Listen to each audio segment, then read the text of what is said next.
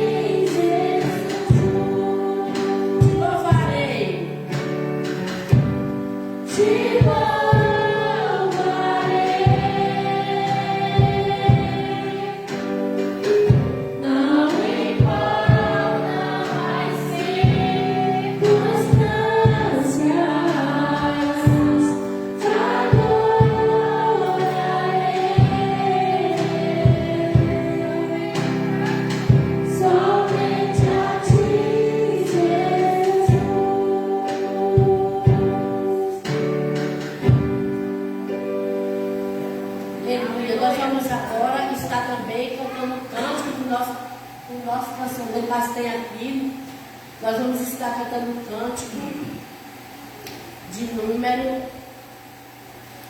180. E esse canto tem muitas palavras assim que abençoam muito as nossas vidas.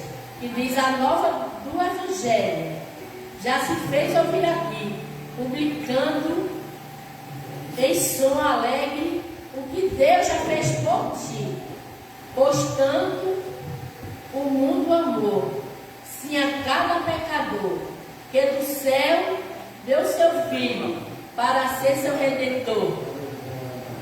Nós vamos estar, né, cantando essas estrofes 180, né, o número desse cântico. E a coro diz: Santa Paz e Perdão são as provas lá do céu. Santa Paz e Perdão, bendito o nosso Deus. Agora nós vamos estar louvando essas estrofes. Amém. Em nome de Jesus.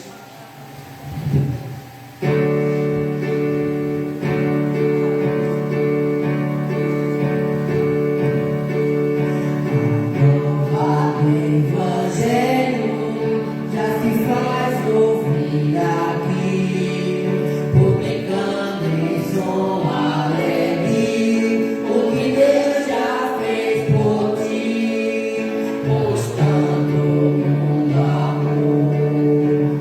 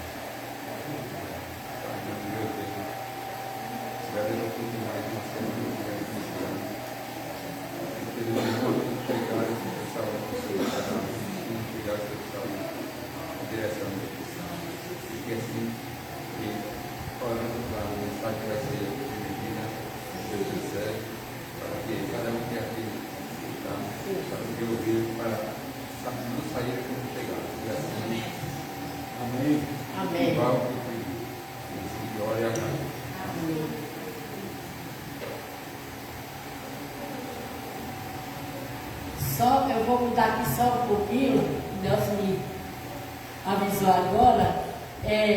Pode sentar, gente. Nós vamos cantar aquele coro, porque dele por ele, para ele são todas as coisas. Canta sempre aí subindo para estar dando essa mensagem, trazendo essa mensagem para os nossos corações. Amém?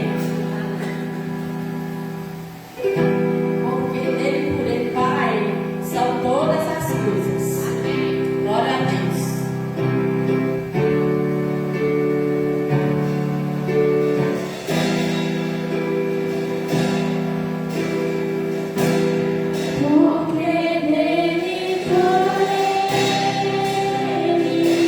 Para ele são todas as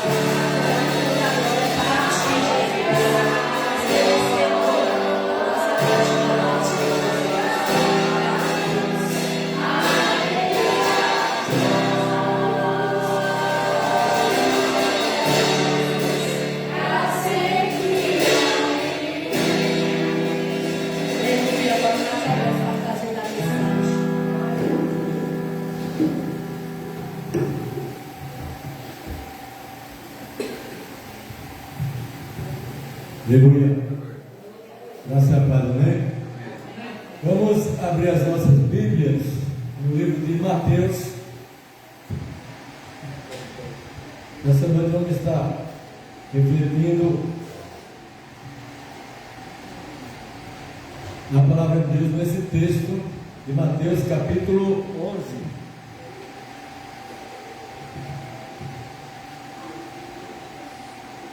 A gente vai estar lendo primeiramente os versículos 1 até o 6. Amém. Mateus 11, versículos 1 até o 6.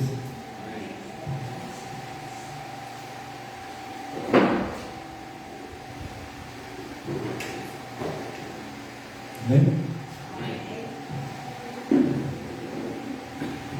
Repetindo, Mateus 11, versículos de 1 até o versículo 6. Diz assim o texto: Quando Jesus acabou de dar estas instruções a seus 12 discípulos, saiu dali para ir ensinar e pregar nas cidades deles. Quando João, no cárcere, ouviu falar das obras de Cristo, mandou que seus discípulos fossem perguntar: Você é aquele que está para vir ou devemos esperar outro? Então Jesus lhes respondeu: Voltem e anunciem a João o que estão ouvindo e vendo. Os cegos veem, os coxos andam, os leprosos são purificados, os surdos ouvem, os mortos são ressuscitados, e aos pobres está sendo pregado o Evangelho. E bem-aventurado é aquele que não achar em mim motivo de tropeço. Nesse momento até aí.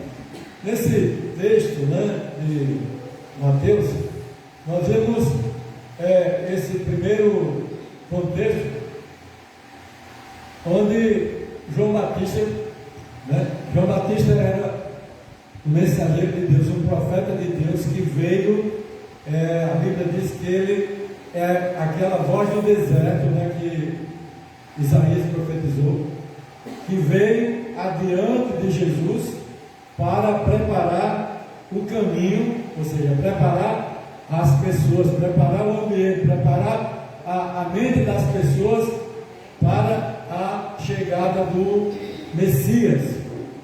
Jesus então já estava presente ali no contexto de Jerusalém, de Belém, onde ele nasceu, naquela região, porém ele ainda não havia sido revelado, manifesto para as pessoas.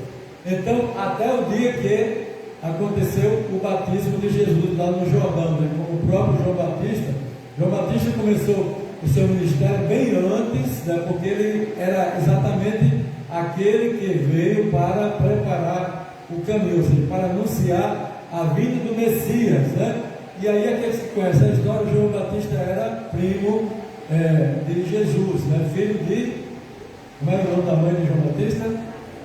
Isabel. Então era primo, e ele tinha mais ou menos a mesma idade, tem aí talvez uma diferença aí de 6 meses, Só que João Batista ele começou o seu ministério, e o ministério de João Batista era exatamente este.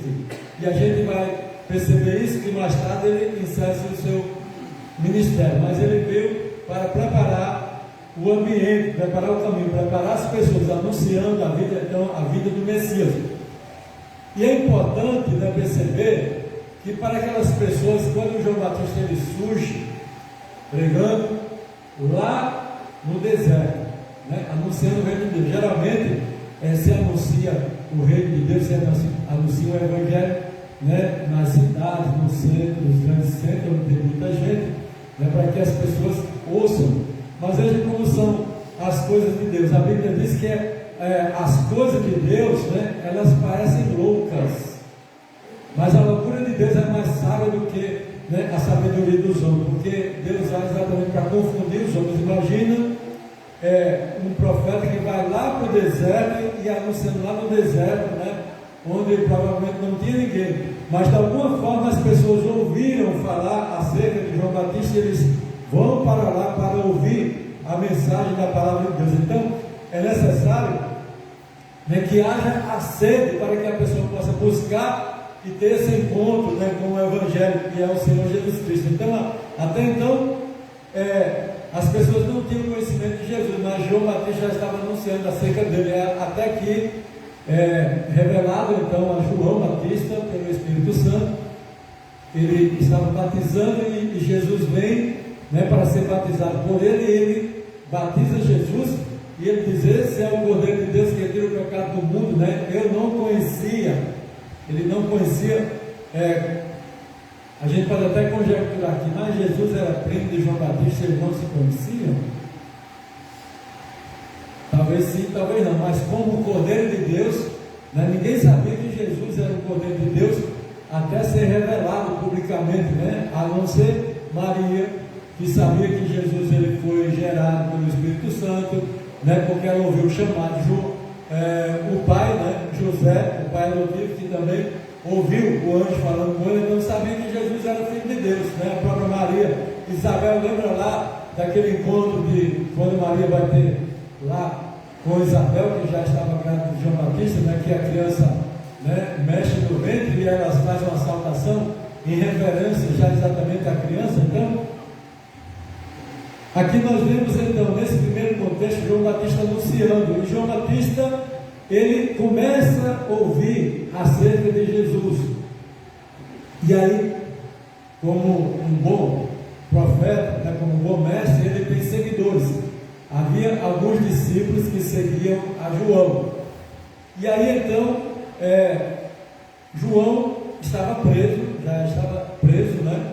Já tem aquela história lá, né, que mandaram prender João, porque ele estava falando, né, duramente contra as autoridades, né, contra os reis, falando, denunciando os pecados, né, da monarquia, e aí foi preso, né, mas não só foi por causa disso, era a propósito de Deus, porque o ministério dele tem um tempo definido. E aí, João, já no cárcere, ele começa a ouvir, né, acerca de Jesus. Aí ele manda os discípulos, os discípulos dele vão até Jesus e faz a pergunta: você é aquele que está para vir ou devemos esperar outro? Então Jesus responde, diz: voltem e diga a João, diga a João o que estão ouvindo e vendo. Os cegos ouvem, os cegos veem, os cegos ouvem, cego ouve, se ele não for surdo, ele ouve, né? Os cegos veem, os surdos ouvem, os mortos, aliás, os coxos andam. Vamos lá, voltar, versículo 5. Os cegos veem, os coxos andam, os leprosos são purificados, os surdos ouvem, os mortos são ressuscitados, e aos pobres está sendo pregado o Evangelho. Por que Jesus diz essas palavras? Porque havia profecias acerca do Messias, né? E João, na verdade, embora ele pediu para que os discípulos fossem lá, Jesus ele poderia dizer: não, eu sou eu. Não sou o Messias, não. Ele diz: diga a ele essas coisas. Por quê? Porque João conhecia exatamente, sabia os sinais que aconteceriam com a vinda do Messias. Onde é que está isso? Lá, por exemplo, Lucas capítulo 4, a gente pode abrir lá em Lucas capítulo 4, e a gente vai encontrar ali a narrativa onde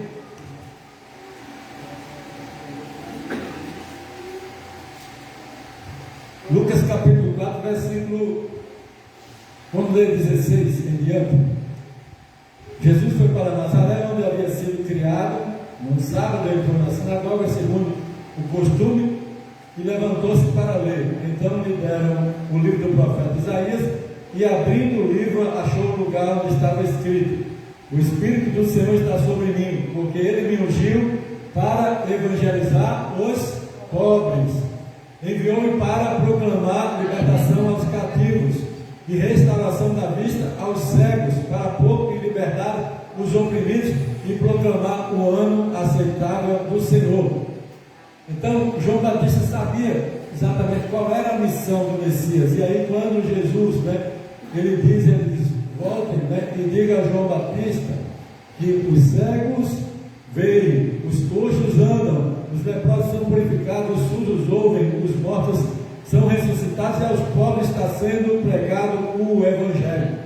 Era um testemunho de que ele de fato era o Messias. E aí, certamente quando eles anunciam isso, os discípulos de João anunciam isso a João, o versículo 7 em diante, agora nós vamos ler do versículo 7 até o versículo 11, diz o seguinte: quando os discípulos de João foram embora, Jesus começou a dizer ao povo a respeito de João: o que vocês foram ver no deserto?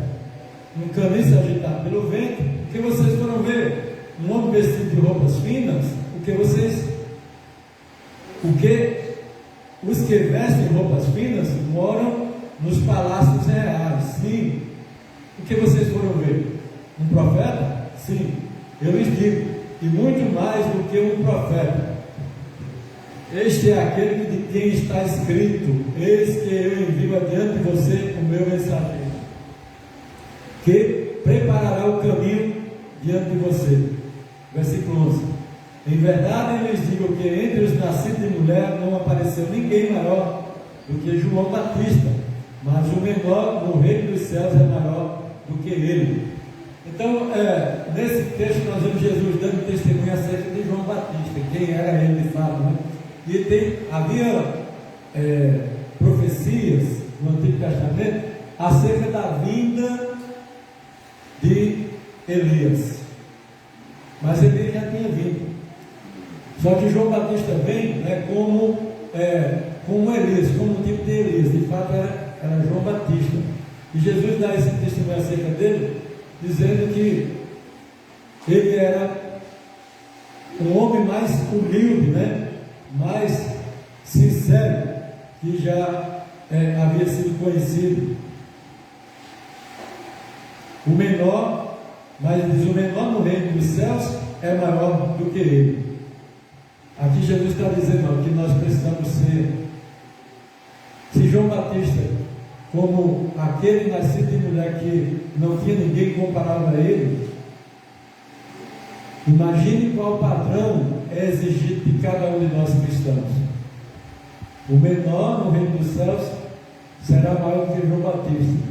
Isso quer dizer que a nossa humildade, a nossa simplicidade, a nossa fé, a nossa obediência, a nossa capacidade de amar a Deus tem que ser muito mais superior àquilo que Jesus declara acerca de João Batista. A nossa santificação, a nossa santidade cristã tem que ser superior, e ainda assim, se nós fizermos, ainda nós não seremos nem de longe comparado a João Batista, mas é esse o padrão que Jesus diz.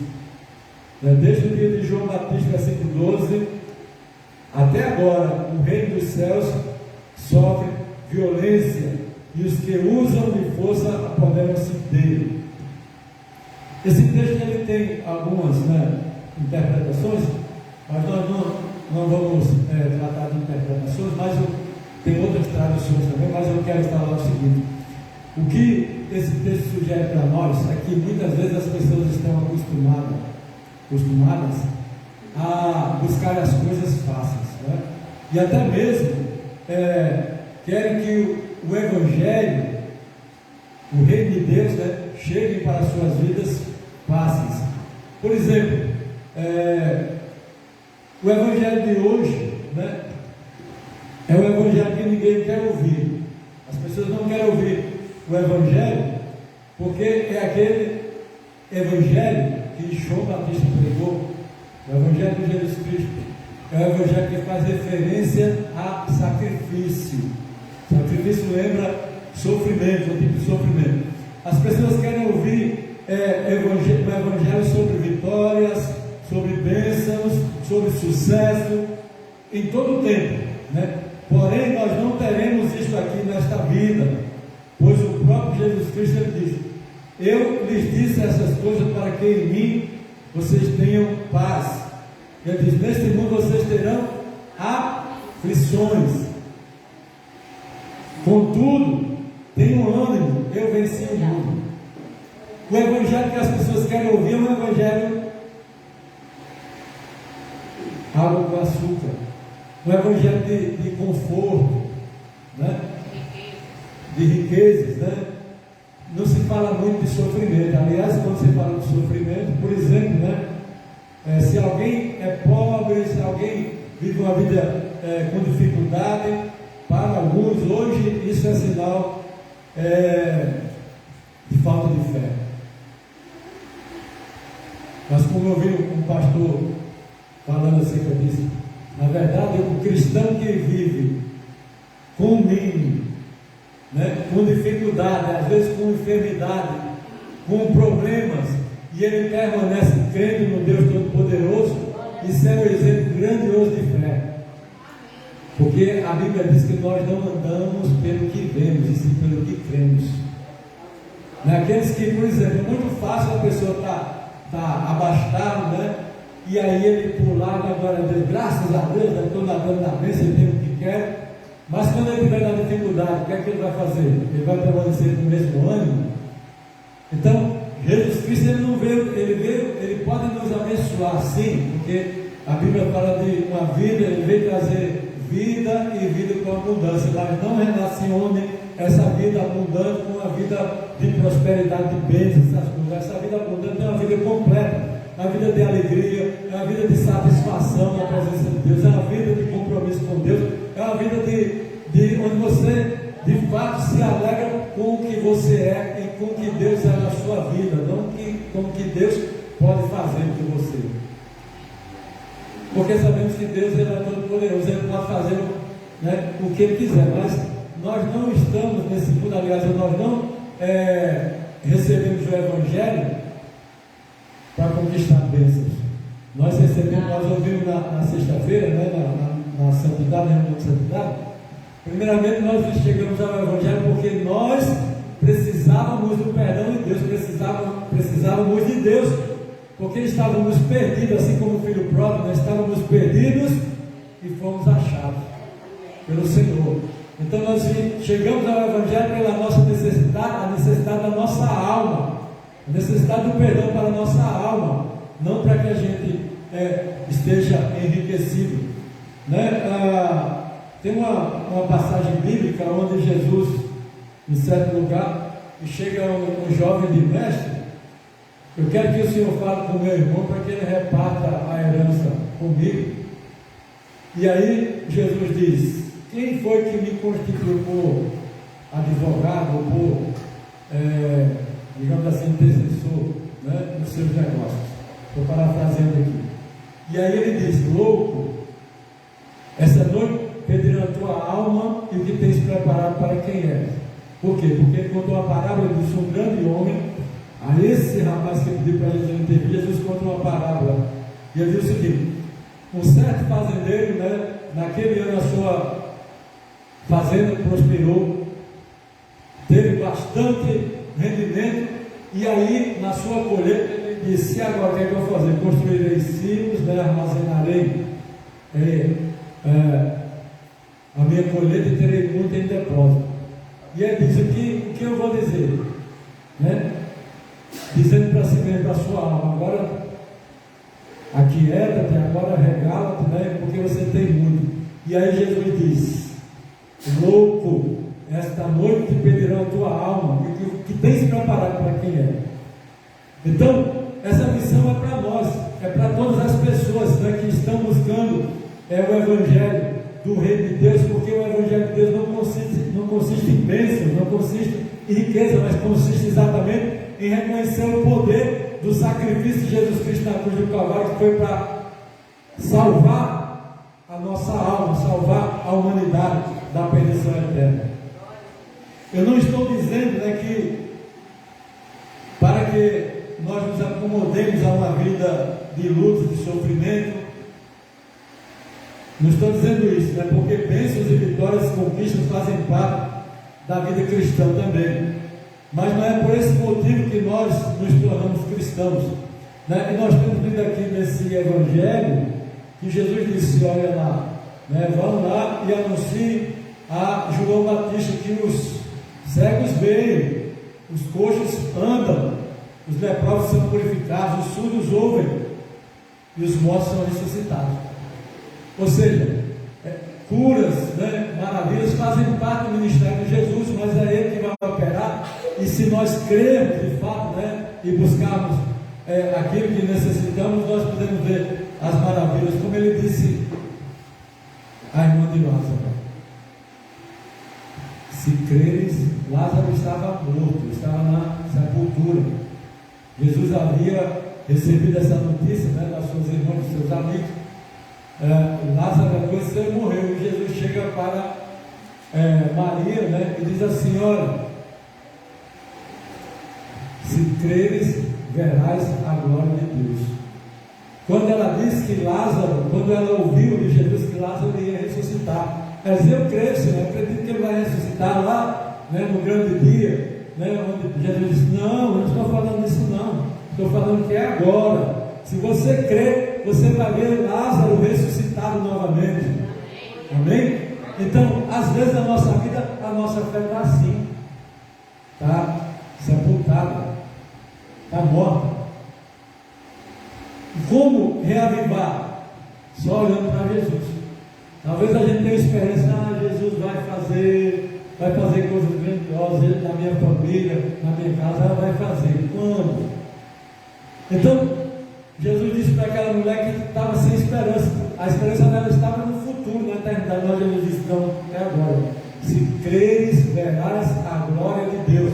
Se creres, verás o poder de Deus sendo manifestado. Então é preciso que nós creiamos, né, completamente em Deus. Esse evangelho triunfalista, ele não é o evangelho que está na Bíblia. O evangelho que foi forjado na base do sofrimento do Filho de Deus, dos primeiros discípulos, dos apóstolos, né, dos seguidores de Jesus, como o próprio João Batista, né, que deram as suas vidas para que a salvação se espalhasse pelo mundo e chegou até nós. Esse é um evangelho poderoso, né? É um evangelho de poder, mas não é um evangelho triunfalista que a pessoa vai com segundo propósito. O próprio João Batista disse: é necessário que ele cresça e eu diminua. João Batista entendeu o seu papel e entendeu a sua função. As pessoas se sentem mais atraídas por um evangelho que eles ofereçam vantagens terrenas. É verdade ou não é? O que é que atrai mais as pessoas hoje? Um evangelho que ela tenha, né, que ela tenha retorno, e retorno rápido. Não. E às vezes a gente quer que Deus nos responda rápido, né? Assim, você começa a orar por uma causa, por uma questão, e aí você, e eu também, falando você, eu estou falando você, eu também. Aí você se inclina para orar, eu vou orar por essa causa. Aí você ora 5 minutos, 2 minutos. E aí depois você diz: Senhor, estou esperando, né? O Senhor não me respondeu ainda. Só que a gente não ora, a gente diz que ora, porque a oração é algo insistente, contínuo na presença de Deus. A oração é uma conversa com Deus de coração aberto. A oração é uma conversa com Deus de um coração sincero. E muitas vezes, né, você pode até ouvir lá no seu coração: sabe por que você não recebeu ainda isso que você está pedindo? Não é porque você não está preparado, é porque você está fazendo tudo que não deveria fazer em relação a Deus. Quando você ora, você anula tudo aquilo que você pediu para Deus com as coisas que você faz. Então seu coração não está sincero, não está íntegro, não está agradando a Deus. E aí, né, quantos e quanto tempo Deus fala conosco e a gente não escuta? Há quanto e quanto tempo Deus tem falado comigo, com você, e a gente não dá ouvido? Mas você quer que Deus responda na hora que você fala. Deus é Deus. Ele é Deus, ele não é empregado, ele não é servo, né? Ele é Senhor, ele é o soberano, ele é o Deus Todo-Poderoso. Amém? Amém. Em João, então as pessoas se sentem mais atraídas por esse evangelho que lhe oferecem bênçãos terrenas e momentâneas. Quando as promessas são de bênção, elas não medem esforço para alcançá-las. Porém, não são as bênçãos terrenas que garantem a salvação eterna. Quando há promessas são de bênção, as pessoas correm, se esforçam.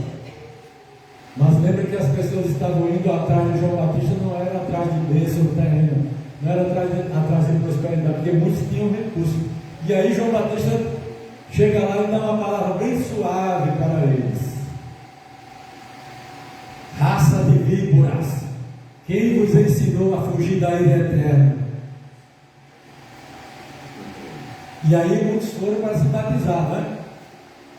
Aí João Batista disse: agora vão e apresentem obras dignas de arrependimento. Ou seja, a partir de agora vocês vivem uma vida que demonstre que de fato vocês se arrependeram.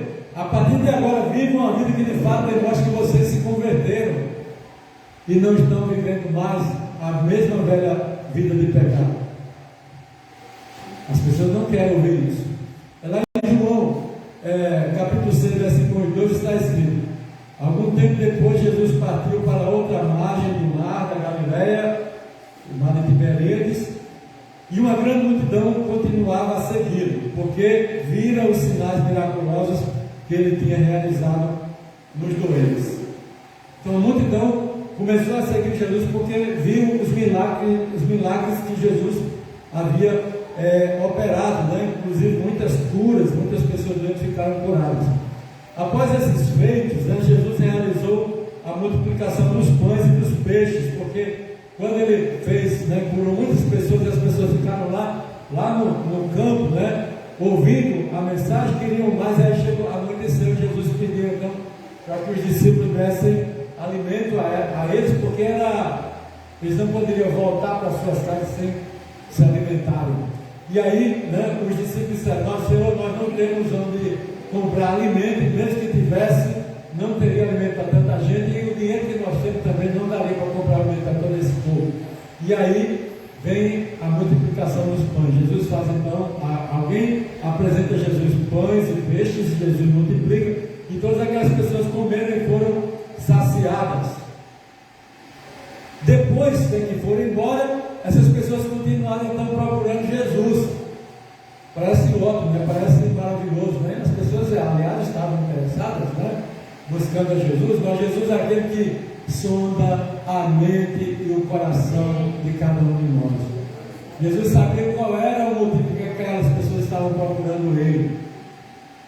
E aí Jesus lhe disse: não trabalhem pela comida que se estraga, pela comida que perece, mas pela comida que permanece para a vida eterna, a qual o Filho do Homem lhes dará. Deus o Pai nele colocou o seu selo de aprovação. João 6,27. Então Jesus diz: olha, vocês estão vindo atrás de mim porque vocês comeram lá no pão, vocês gostaram, se saciaram. Imagine que aquele pão e aquele peixe era muito saboroso, Era delicioso demais, que as pessoas estavam querendo mais. Mas Jesus está dizendo: mais delicioso, mais saboroso é a comida que vai levar você para a eternidade. Mais delicioso, mais saboroso são as palavras do meu Pai. É a graça de Deus fluindo sobre as suas vidas. É o poder do meu Pai fluindo sobre a sua vida, que perdoa os seus pecados, que renova a sua vida, que faz você um pecador, uma nova criatura, faz do pecador um santo, faz de um ladrão uma pessoa honesta. Essas palavras, de fato, é que vocês devem buscar. Você está na caminhada cristã? Uma pergunta agora. É para mim e para você. Você está na caminhada cristã pela comida que perece ou pela comida que permanece? Amém. Glória a Deus. É lá em João, capítulo 6, Jesus conversando com alguns fariseus, alguns escribas acerca, né, do pão. E aí eles disseram que nosso pai Abraão nos deu o pão, né? Aí Jesus diz: Abraão não deu o pão do céu a vocês, né? Lembra do maná lá que descia? Aí Jesus diz: aqueles que comeram maná, eles comeram e morreram, mas o pão, o verdadeiro pão que desce do céu, que dá a vida para vocês, quem dá é o meu Pai. E ele diz: eu sou o pão da vida. Aquele que vem a mim jamais terá sede, aquele que crê em mim jamais terá fome.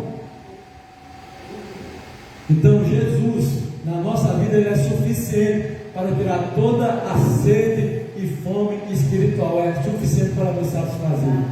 Mas nós precisamos ir a Ele e crermos nele. As pessoas estão indo a Jesus não crendo porque querem Jesus, não estão indo porque querem serem abençoados. Escute esse versículo, já vamos concluir. Desde os dias de João até agora, o reino dos céus é tomado por força. Os que usam de força se apoderam dele. Mateus 11:12. Jesus está dizendo aqui que para conquistar o reino de Deus é preciso fé. A gente sabe que é preciso fé, né? Porque a salvação ela não vem de obras nossas, ela vem por meio da fé e ela é dom de Deus. Mas nós precisamos nos esforçar, ou seja, precisamos fazer a nossa fé agir, né, para a gente receber essa salvação. Ou seja, aqui Jesus está dizendo, ele mandou dizer para João Batista, aliás, ele está dizendo para testemunhas, até agora as pessoas que estão entrando no reino de Deus, elas estão usando como aqueles que tomam reinos terrenos, elas estão usando força, eles estão se esforçando. Se esforçando é sinônimo de a pessoa estar sedenta, de estar buscando. Então é necessário isso. Eu lembro de uma história, né, que meu pai contava, acho que talvez seja a história de Raposo, né, que isso já deve ter ouvido. Diz o seguinte, né, tinha um homem lá que era preguiçoso, e aí ele estava em situação difícil, e aí estava sem comer e ia morrer de fome, né? E aí o pessoal se compadecendo dele, e aí disse: não tem mais jeito, agora o jeito é já caminhar com ele, já porque ele vai morrer. Está sem comer há muito tempo e não tem comida. Aí botava numa rede, né? Um pau aqui, a rede armada, uns lá atrás e outro na frente, e ficava lá. E aí foi passando uma certa rua, e aí alguém disse: foi que morreu porque ele disse: não morreu ainda não. Ele está quase morto, mas vai morrer porque ele está sem comer há muito tempo. Só, eu tenho aqui um monte de arroz, só que está com casca, precisa pilar. Eu posso dar para ele, e aí, né? Aí ele ouviu essa informação e disse: olha, o homem aqui tem arroz aí para que o senhor possa comer e evitar morrer. Ele disse: o arroz está pilado ou está pupilado? Ele disse: não, está pupilado. Ele disse: não, toca o inteiro para frente. Então tem gente que prefere morrer, né, mas não quer fazer nada para o reino de Deus. Tem gente que prefere mandar a sua alma para o inferno do que para a eternidade com Deus. E essa responsabilidade, ela é pessoal. A salvação é pessoal. Não é o Pai que vai salvar a sua vida. Aliás, quem salva é Jesus, então você precisa entregar completamente a Ele. A salvação é pessoal. E para isso nós temos que fazer a nossa parte, para receber, né? Porque Jesus já fez o que era mais importante, ele já fez. Já foi na cruz do Calvário, já se entregou em sacrifício, já morreu, já ressuscitou, embora a gente vai celebrar, né, na Semana Santa, fazendo essa lembrança, mas Jesus já efetuou aquilo que precisa para a nossa salvação, para a salvação da humanidade inteira. O que nós precisamos é receber por fé aquilo que Jesus Cristo já fez. Ele já conquistou a salvação com o seu sacrifício. Amém? Então o reino de Deus é daqueles que querem e que se esforçam para conquistá-lo, mas é pela graça de Deus e por fé. Mas não é uma graça barata, né, sem valor, porque custou muito, custou a vida do Filho de Deus. E não foi fácil para Deus, né, entregar o seu Filho. Aquela mulher do fluxo de sangue, ela enfrentou uma grande multidão, enfrentou a vergonha, enfrentou a oposição, enfrentou a mulher não podia estar no meio do povo. Duas situações: ela não podia estar no meio do povo. Primeiro, porque era mulher, né, da multidão, nem podia se aproximar de Jesus livremente assim, né, nem das pessoas ali. Segundo, ela tinha uma hemorragia que já durava 12 anos. Era para estar lá separada, escondida lá. Então a própria situação já afastava ela do convívio da sociedade. Mas ela se esforçou, entrou lá no meio da multidão e ela colocou no seu coração isso. Né? Eu sei que, e a Bíblia diz que ela já havia esgotado todos os seus recursos. Imagine quais seriam os recursos: médico, né? Recurso financeiro, talvez remédio caseiro, já tinha cessado tudo já, mas aí ela colocou no seu coração a fé. Ela disse: se quando Jesus passar, né, se eu tocar nas suas vestes, eu vou ficar curada. E aí, quando aquela multidão ali cercando Jesus, a mulher entra no meio da multidão e toca na ponta das vestes de Jesus, e naquele momento a mulher ficou curada. Ela não se revelou, até que Jesus disse: quem me tocou? Os discípulos disse: mas Senhor, a multidão te aperta, o Senhor está procurando quem me tocou? Jesus: não, esse toque foi um toque diferente, porque de mim saiu poder, de mim saiu virtude.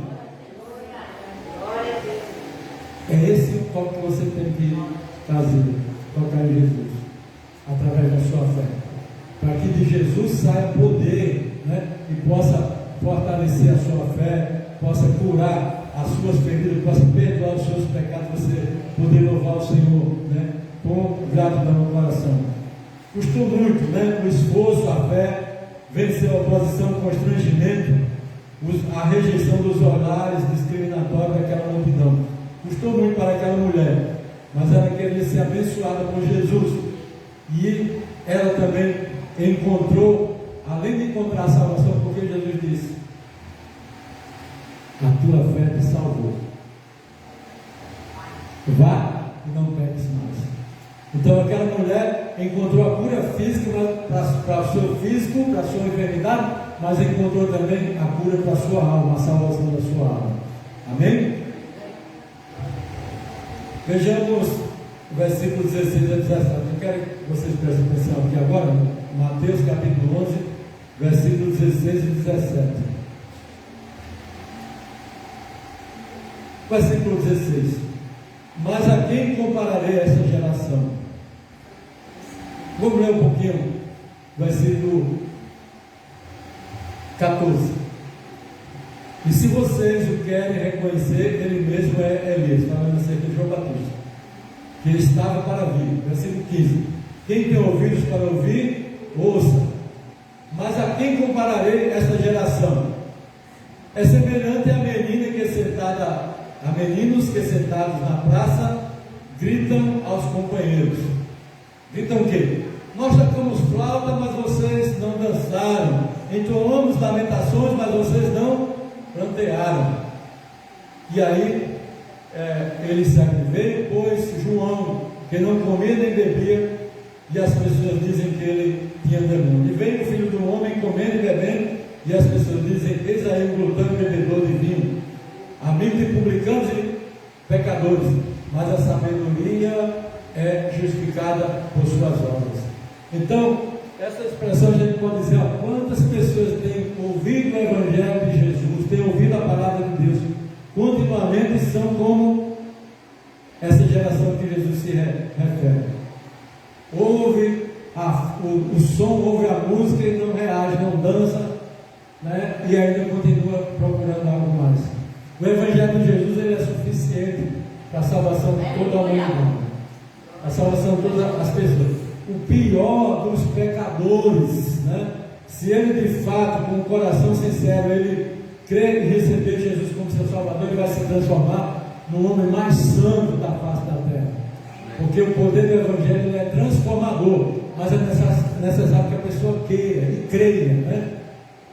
Porque do contrário, se nós não crermos, se a pessoa não crer, não encontrará a salvação, porque a salvação é pela fé. Ouvir da palavra de Deus e crer, porque se com a boca, se com ouvires com a boca confessares que Jesus é o Senhor, será salvo. Todo aquele que invocar o nome do Senhor será salvo. Romanos 10. Que atitude é esta? João pregou o Evangelho, muitos não creram, né? E ainda hoje não há uma reação positiva com o Evangelho de Jesus. Tem gente brincando, né, com o Evangelho de Jesus, mas esses certamente já escolheram o seu desfecho final. Para concluirmos então, eu gostaria de ler apenas os versículos 20 a 24, e aí eu vou encerrar.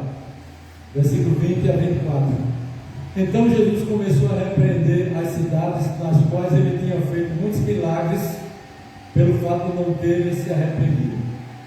Ai de você, Corazim, ai de você, Betsaida, porque se em Tiro e em Sidom tivessem operado os milagres que foram feitos em você, há muito que eles teriam se arrependido com pano de saco e cinza. Mas eu digo a vocês que no dia do juízo haverá menos rigor para Tiro e Sidom do que para vocês. E você, Cafarnaum, pensa que será elevado até o céu? Será jogado no inferno, porque se em Sodoma se estivessem operados os milagres que foram feitos em você, ela teria permanecido até o dia de hoje. Mas eu digo a vocês que no dia do juízo haverá menos rigor para a terra de Sodoma do que para você. Jesus está dizendo exatamente aquelas pessoas que até mesmo, experimentaram milagres. Deus operou, milagres nas suas vidas, mas essas pessoas ainda se tornam insensíveis, não tomam uma atitude, para com a palavra de Deus, para com o que Deus faz. E aí ele diz: não haverá muito rigor para aqueles que rejeitam a palavra de Deus, que compreendem, que recebem bênção, mas rejeitam a Deus, estão mais interessados na bênção do que no abençoador. Amém? Que Deus nos abençoe. Vamos orar. Senhor, te louvamos, ó Pai eterno, por este dia, por esta noite, ó Pai querido, já te louvamos por esse tempo, ó Deus, de poder ouvir a tua palavra, Senhor, mas que a palavra ouvida, ó Deus, possa encontrar lugar no nosso coração, Pai, não apenas na mente, no nosso coração, e gerar vida, ó Deus, gerar vida, uma vida comprometida contigo, ó Deus, como teu reino, ó Pai querido, com as coisas lá de cima, Deus, lá do alto, porque as coisas daqui da terra logo passarão, Senhor.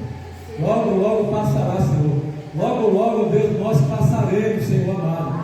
Mas se a nossa alma estiver, ó Deus, em Ti, salva, liberta, curada, ó Deus, preparada, ó Deus amado, nós teremos vida eterna, porque foi isso que o Senhor veio nos trazer, através do sacrifício de Jesus Cristo, ó Deus, que cada um de nós possamos nos agarrar, ó Deus, a essa salvação que o Senhor já tem entregue gratuitamente, ó Deus, nós precisamos apenas receber, ó Pai.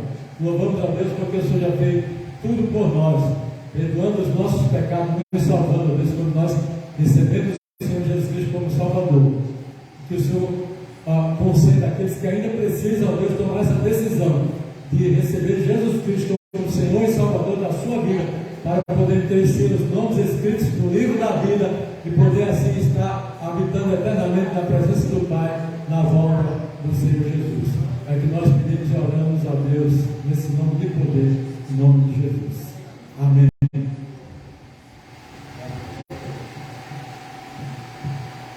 Amém.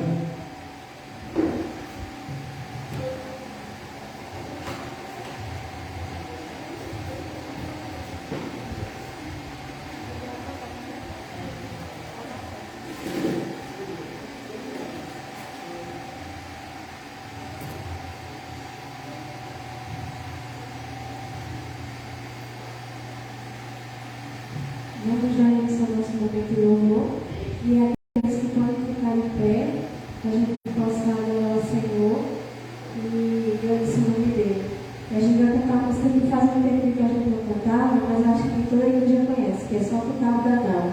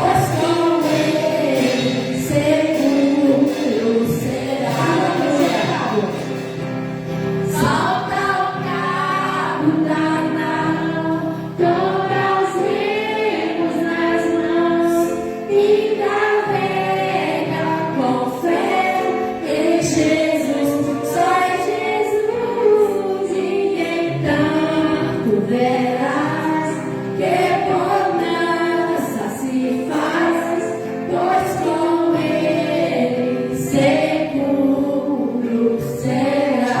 Aleluia, já estamos seguros na mão do Senhor. Glória a Deus.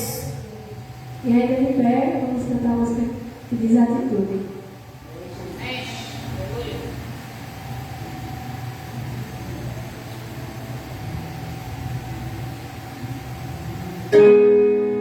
Glória a Deus.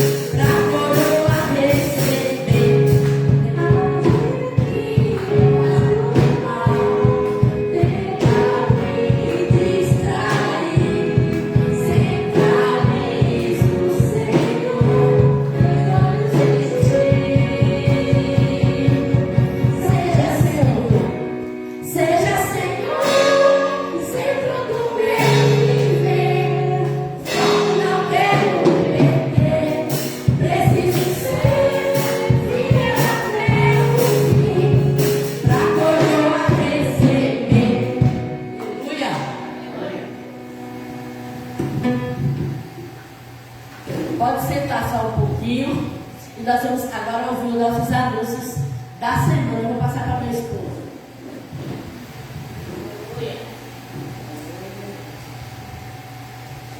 Terça-feira, nossa reunião de oração.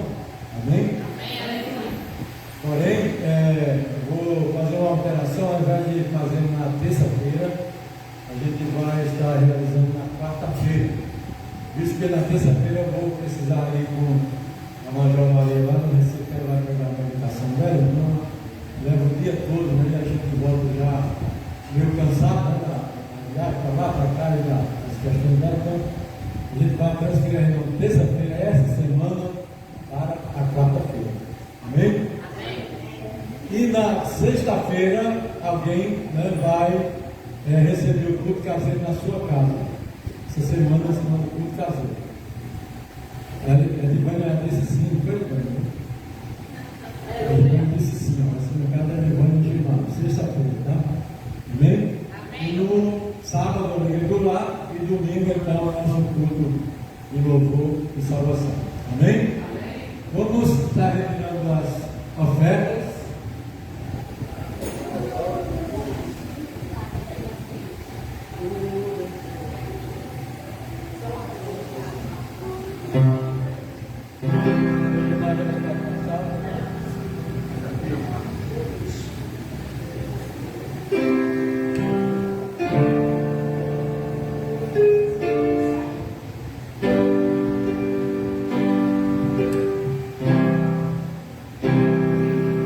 Tudo a ti, Jesus, consagro, tudo entrego a ti, meu Rei,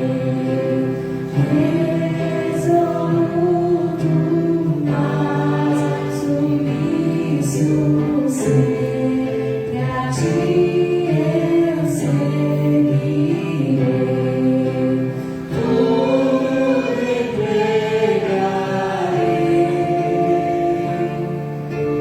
Tudo entregarei,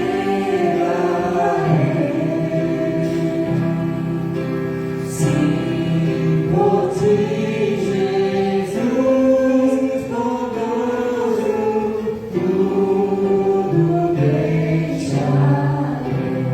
Tudo entregarei.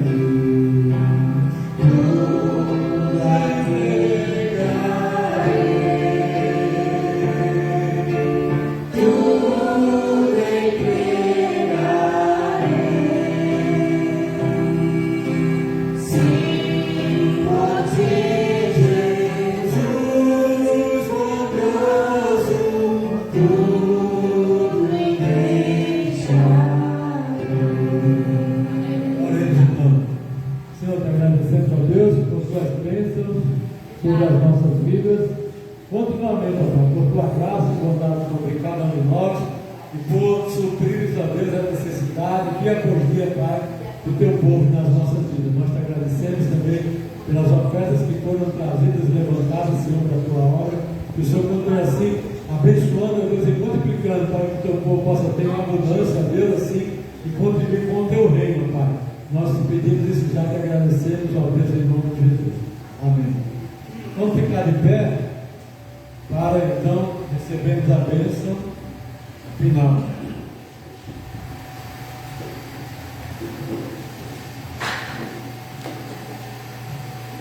Muito bem.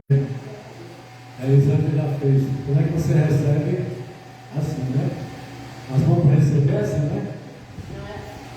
Não é assim. Mão para receber. Feche seus olhos e receba a bênção. Ora, o Deus de esperança vos enche de todo gozo e paz em crença, para que abundeis em esperança pela virtude do Espírito Santo. E o Deus de paz seja com todos vós. Amém. Deus nos abençoe e nos dê uma semana feliz e frutífera.